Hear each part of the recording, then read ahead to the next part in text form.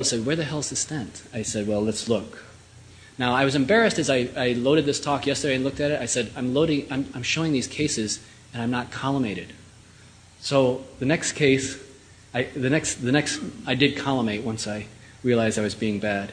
And now we need to see, is there an injury to the portal vein? Is it occluded? Is it opening? Is it flowing well? Is the left side flowing well?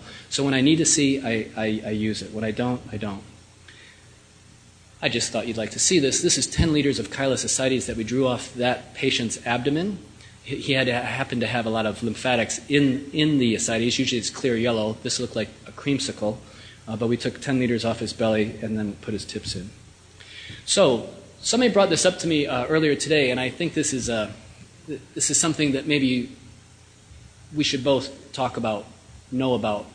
So I'm involved in the Health and Safety Committee over at SIR, the Society of Interventional Radiologists, and they've come up with some recommendations based on literature, things you guys know, and there are some notifications. During a case, we should be notified, and now the machines notify it because the techs are terrified. If I'm in a bad mood, they don't want to say, Dr. Dixon, you're at 4 gray right now. They don't want to tell me that.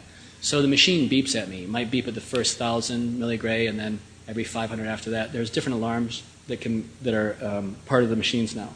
But I should be notified or be aware when I deliver a dose area product or Kerma area product around 300 gray centimeters square, and it always confuses me at my place because we're in different units that are 2 units off. So I'm looking at a number that says 300, 3,000, 30,000, and I think, oh my God, it's gigantic. I have to remember to subtract to take off those 2 decimal points so I'm speaking the language I'm used to, or 3 gray at the dose at the reference point.